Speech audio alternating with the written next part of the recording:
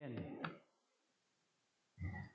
Quiero pedirle a todo el mundo que tenga una Biblia en sus manos. Si no tiene Biblia, allá hay un montón de Biblias disponibles para que pueda sacar una. No se preocupe, párese nomás si es necesario para ir a buscar.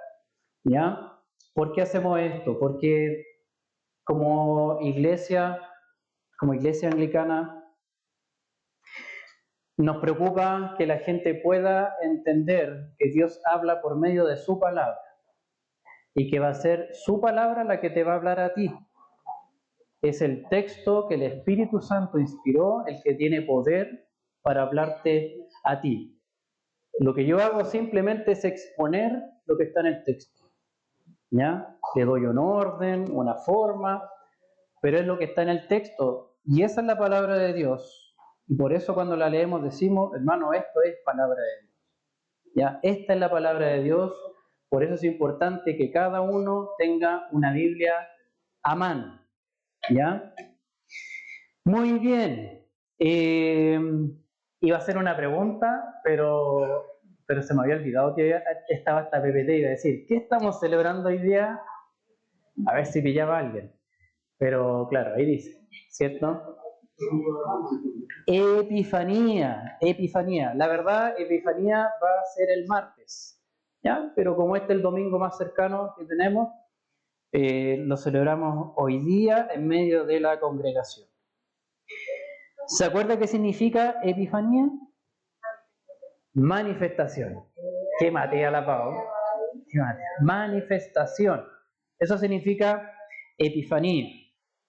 Y en la Biblia se nos cuenta en muchas ocasiones cómo Dios se ha manifestado, desde la antigüedad, ¿cierto? Profetas, a los patriarcas del pueblo de Dios, y también en el Nuevo Testamento. La más grande de todas las manifestaciones de Dios tiene un nombre. ¿Quién sería? Jesús. La más grande de las manifestaciones de Dios es Jesús. Dios hecho hombre habitando entre nosotros. Es como si Dios dijera, muy bien, ahora sí me van a conocer en profundidad. ¡Pum! Y por medio de su Hijo se manifiesta para que lo conozcamos. ¿Ya? Esto es lo que el Evangelio de Mateo intenta transmitir. Y vamos a leer el capítulo 1, un poquito antes de lo que acabamos de leer, para que nos pongamos en contexto cuál es esta manifestación que Mateo está dando a conocer. ¿Ya? Mateo capítulo 1, versículos 22 y 23. Mateo 1, 22 y 23. Hablando de el nacimiento de Jesús, dice Mateo lo siguiente: todo esto sucedió para que se cumpliera lo que el Señor había hablado por medio del profeta, diciendo: he aquí la Virgen concebirá y dará a luz un hijo, y le pondrán por nombre Emanuel. O sea, soy tocayo de Jesús. Que traducido significa Dios con nosotros. Esa es la manifestación que Mateo quiere dar a entender.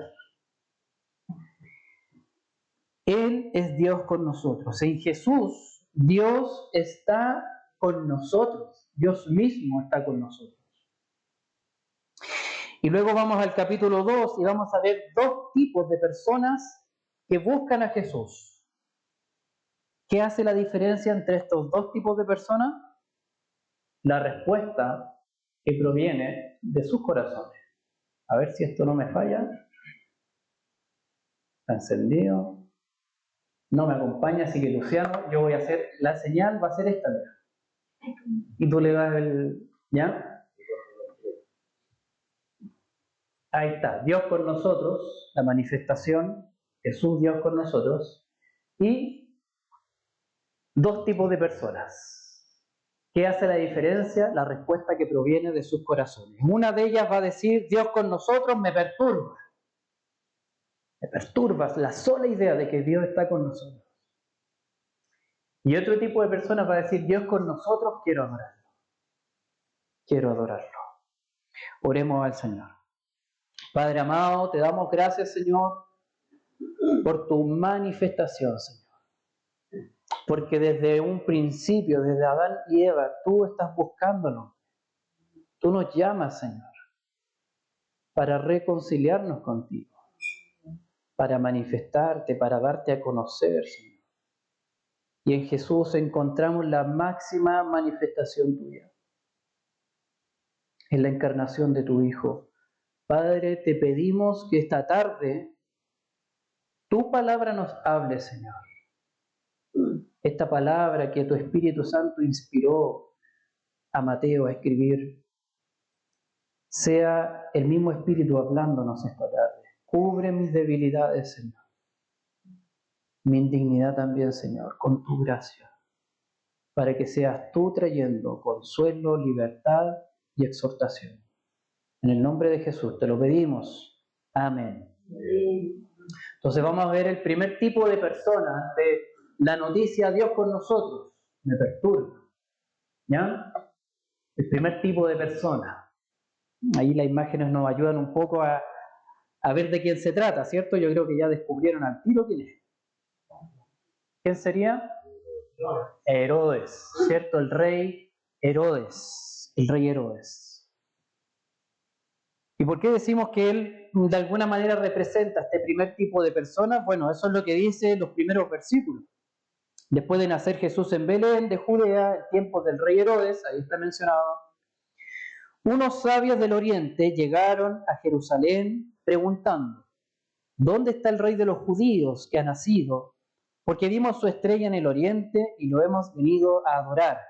Cuando lo oyó el rey Herodes, aquí está, se turbó, y toda Jerusalén con él. Esa palabra se turbó en el idioma original es como que le vino una descompensación, así como casi de forma escandalosa. ¿Pero qué es esto? ¿Cómo es posible? ¿Un rey de los judíos? ¿Y yo qué soy? Seguramente Herodes está pensando en Jesús como su competencia. Este nuevo rey que ha nacido me va a arrebatar el trono, mi poder, mi control, el hacer las cosas que yo quiero hacer, etc. De ahí que viene esta respuesta de perturbación. Para Herodes, Dios con nosotros, Jesús, este Mesías, rey de los judíos, no es buena noticia. Por el contrario, no suena bien para Herodes. Y fíjese lo que vemos después, aparentemente a lo mejor podría ser una buena respuesta, porque Herodes decide consultar, ¿dónde? Versículo 4. Sacerdotes y escribas, ¿ya? Y ellos lo llevan, versículo 5, ¿a qué cosa? El 5, a lo que está escrito. A lo que está escrito. Es como que viéramos ahí a Herodes, ¿cierto?, tomando la escritura, los textos, acompañado de sacerdotes y escribas. A ver, quiero saber un poquito más del Cristo, un poquito más de este rey de los judíos que ha nacido. Y aparentemente podría ser una buena respuesta, ¿cierto? Como, oye, mira qué bueno, Herodes pescó la Biblia, se puso a leerla, está pidiendo que se la expliquen. Excelente, excelente. ¿Ya? Pero su respuesta no es honesta. No es honesta. ¿Y por qué decimos que no es honesta? Luego que los sacerdotes le dicen, sí, mira, va a ser en Belén, así lo ha dicho el profeta. Él dice, Herodes, versículo 8, y enviándolos a Belén, dijo, vayan y busquen con diligencia al niño, y cuando lo encuentren, avísenme para que yo también vaya y lo adore. Eso es lo que dice Herodes. Pero avancemos un poquito, versículo 16. ¿Cuáles eran sus verdaderos planes? Versículo 16. Herodes, al verse burlado por los sabios, se enfureció en gran manera y mandó a matar a todos los niños que había en Belén y en todos sus alrededores, de 2 años para abajo, según el tiempo que había averiguado de los sabios. ¿Quería él adorar al rey de los judíos? No, en realidad quería eliminarlo, ya, matarlo.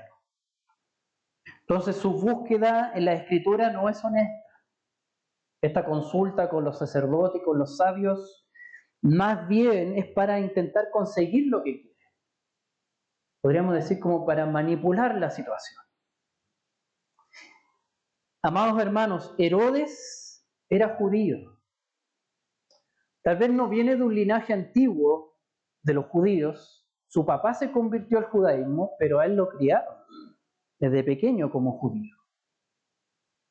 Él conocía la Escritura, desde niño le enseñaron, se había enterado del nacimiento del Cristo, la manifestación gloriosa de Dios hecho hombre. Sin embargo, su respuesta es totalmente contraria a la que tendría un judío que verdaderamente era parte del pueblo de Dios. Herodes debería haber estado saltando en un pie, ¿cierto? Nació el rey de los judíos, el verdadero, el Mesías. Viene. Pero no.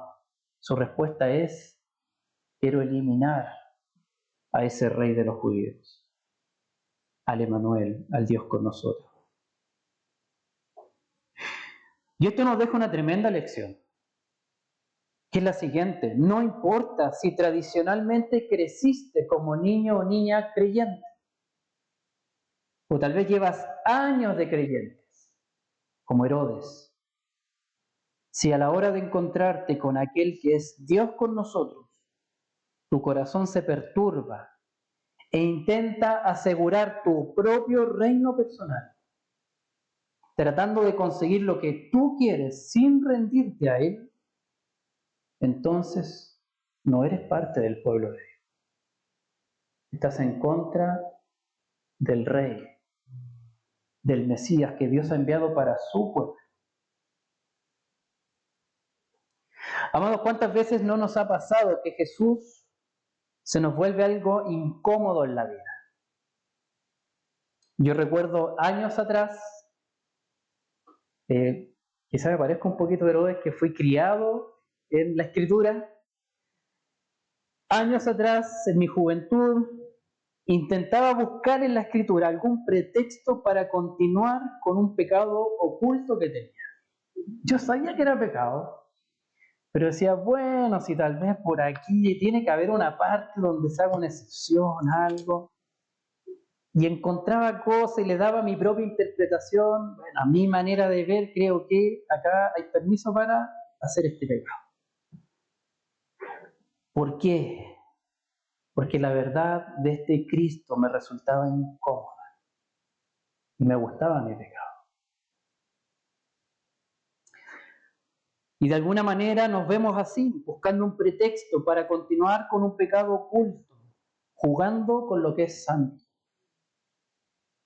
Quizá Herodes, consultando en la Escritura, tuvo que haber visto exhortaciones de profeta que decían: vuélvanse a mí. Les mandaré al Mesías para que sus corazones se vuelvan a mí. No, esa parte no me gusta, pasémosla. Ya, aquí está la parte que me sirve. Y con esto me quedo. Jugamos con lo que es santo. Pero el Dios con nosotros no acepta ser rey a medias. ¿Cierto? Un rey a medias, como para algunas cosas sí, para otras cosas no. Él vino a ser rey de toda nuestra vida. O es rey de toda nuestra vida o no lo es. En consecuencia, estamos viviendo bajo otro reinado, nuestro propio reinado, como me vi yo también alguna vez, jugando con la Escritura. Así que quiero animarte esta tarde, que puedas decirle al que está a tu lado: perturbación o adoración. Tu respuesta indica de qué lado estás en relación con Jesús. Así es. Bien, hemos visto entonces, Dios con nosotros me perturba. Herodes, claro ejemplo de eso. Pero también tenemos Dios con nosotros, quiero adorarlo. Quiero adorarlo. Y bueno, por la imagen ya sabrán a quién nos estamos refiriendo, ¿cierto? A estos sabios del Oriente, o como algunos le llaman, los Reyes Magos, ¿ya? Hay ahí como un temor con la palabrita mago, y así, ya, es como la magia, qué sé yo.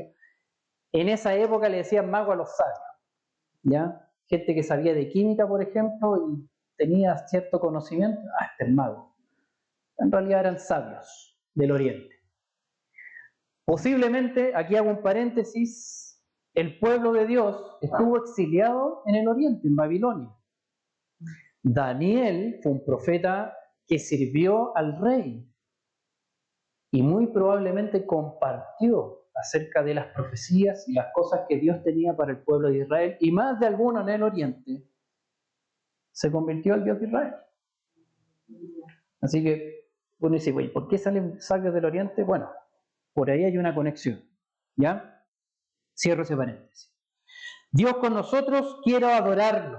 Y esto es lo que vemos versículos 9 y 10. Después de oír al rey, los sabios se fueron, y la estrella que habían visto en el oriente iba delante de ellos hasta que llegó y se detuvo sobre el lugar donde estaba el niño. Cuando vieron la estrella, se regocijaron con gran alegría, con gran alegría. Amados hermanos, los sabios son gentiles, a diferencia de Herodes, que fue criado en el judaísmo. Vivían en un país extranjero, probablemente servían a un rey pagano que tenía cultos idólatras, muy probablemente. Sin embargo, ellos son el tipo de persona para quienes la manifestación de Dios, el Dios con nosotros, es noticia de regocijo. ¿Se fijó? Versículo 10. Vieron la estrella, se regocijaron mucho, con gran alegría, cuando los dejó ahí delante del niño. Para ellos Jesús es digno de adoración. Y para que dimensionemos un poquito cómo esta adoración se expresa en la búsqueda. A veces uno lee esto y dice, bueno, llegaron, qué bueno, lo adoraron. Pero poniéndonos un poquito en la época, la búsqueda que ellos hicieron significó recorrer 1.600 kilómetros de distancia. Si lo llevamos a nuestros días, es como ir de Santiago a Aysén, o si vas hacia el norte, de Santiago a Calama. Esa es la distancia que recorrieron porque consideraban que Jesús era digno de adorarlo. Y no lo hicieron en bus, lo hicieron a camello. Lo que les tomó 2 años de viaje en camello. En sus corazones ellos dicen, vale la pena la búsqueda que estamos haciendo. Dios con nosotros, quiero adorarlo. Y si me cuesta, lo voy a hacer, porque quiero adorarlo a Él. Versículos 11 y 12. Dice, entrando en la casa, vieron al niño con su madre María, y postrándose, lo adoraron.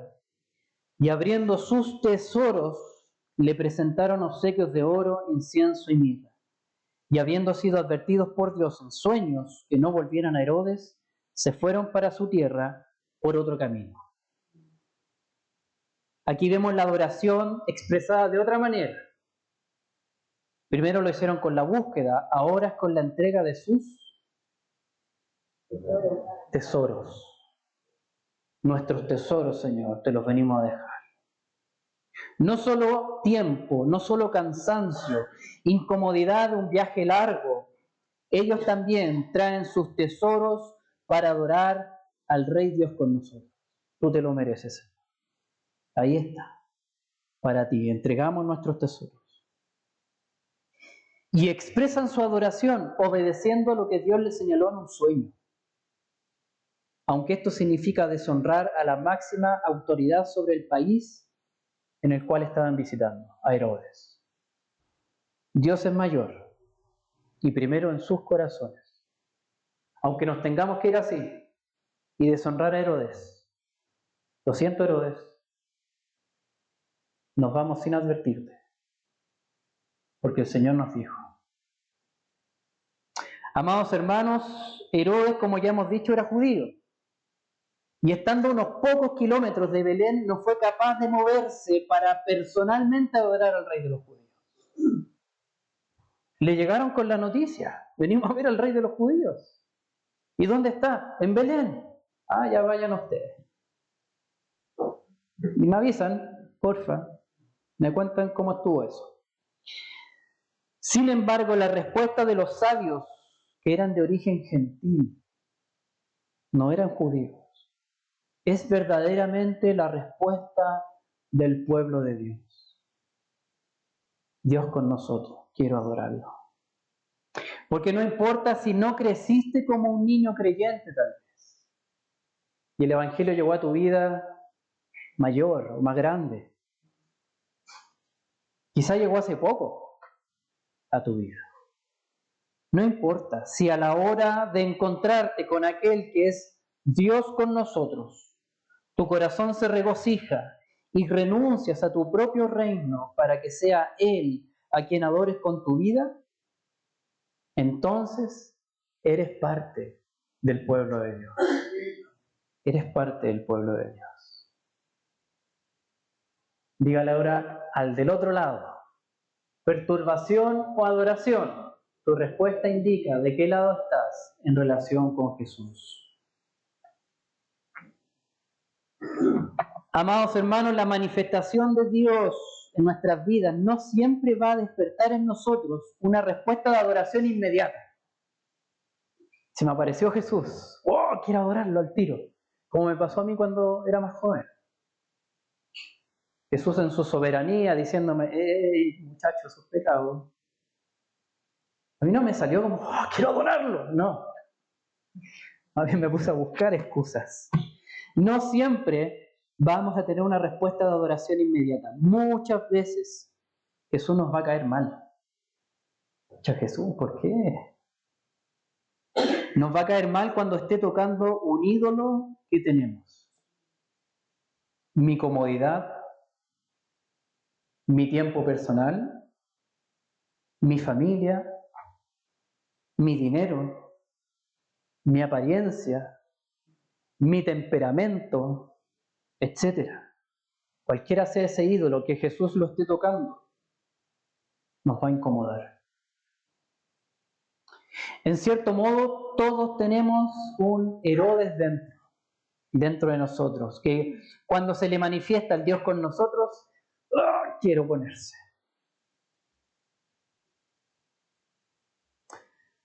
La buena noticia es que el Dios con nosotros recibe no a los que tienen el mejor currículum o el mejor historial de vida.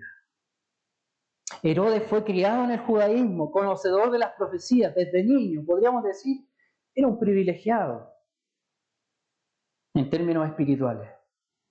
En cambio, los sabios del Oriente eran gentiles, no tenían idea quizá de toda la escritura y la tradición del judaísmo.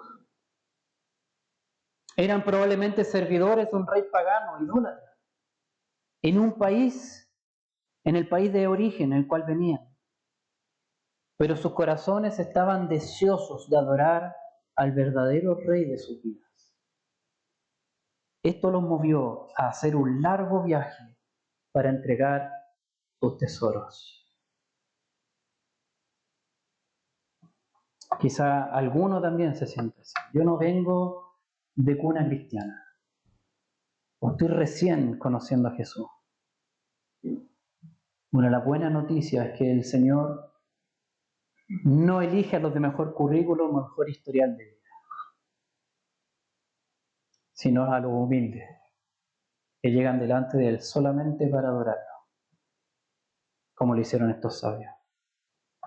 La manifestación de Dios en Jesucristo le da entrada a los que no tienen el mejor currículum, como hemos dicho, o el mejor historial de vida, y les da entrada a unirse al pueblo de Dios adorando a su Mesías.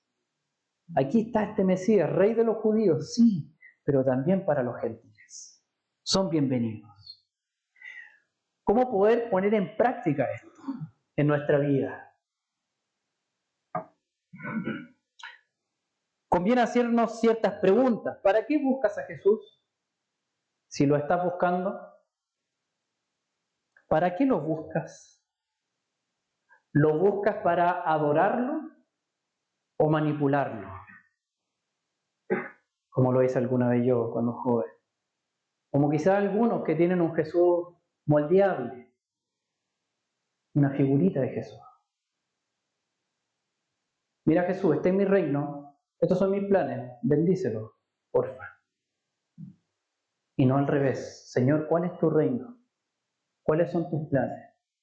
Yo me someto porque sé que ahí hay bendición. Es distinto. ¿Para qué buscas a Jesús? ¿Para adorarlo o para manipularlo?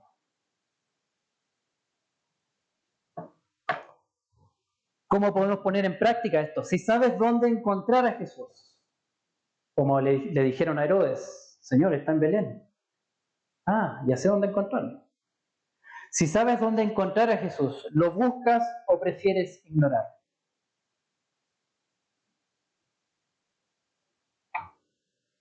Hoy día Cristo se nos presenta en su palabra. Y quizás estamos viviendo la época en la historia de la iglesia cuanto más ignorada es su palabra. Lamentablemente. Hace años atrás, hermanos nuestros daban su vida por llevar una Biblia en las manos. Muchos de ellos murieron en la hoguera por tratar de traducir la palabra de Dios y dejarla accesible al pueblo, sabiendo los beneficios de encontrar a Cristo en su palabra. Hoy día, que está tan accesible, muchos la ignoran. Si sabes dónde encontrar a Jesús, en su palabra, en la comunión de la iglesia, ¿lo buscas o prefieres ignorarlo? Y por último, ¿cuál es el uso que les das a tus tesoros? ¿Cuál es tu tesoro, eso más preciado que tienes? Podría ser tu tiempo, podría ser tu dinero quizá para algunos, podría ser tu familia, tu apariencia, ese tesoro que tienes. ¿Cuál es el uso que le das? ¿Esos tesoros son para Jesús o para ti? ¿Te los llevas ahí en la cabeza como el grupo ese? ¿O lo pones a los pies de Jesús? Una señal de adoración. Esto es tuyo, Señor. Mi tiempo, mis recursos, incluso mi familia. La entrego para ti, Señor. ¿Qué uso le estás dando a tus tesoros? Amados hermanos, la manifestación del Mesías produce perturbación o adoración. No hay término medio. Jesús como el Mesías, ¿te va a perturbar o vas a querer adorarlo? Y esto nos va a decir quién es el verdadero pueblo de Dios, según sea nuestra respuesta. Sin embargo, la respuesta de adoración es también el resultado de la conquista que nuestro Rey hizo por nosotros. Quiero que me acompañe a Colosenses 1. Colosenses 1.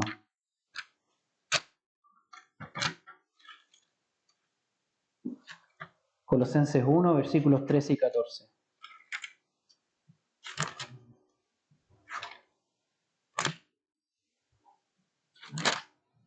Colosenses 1, 13 y 14. Miren lo que dice.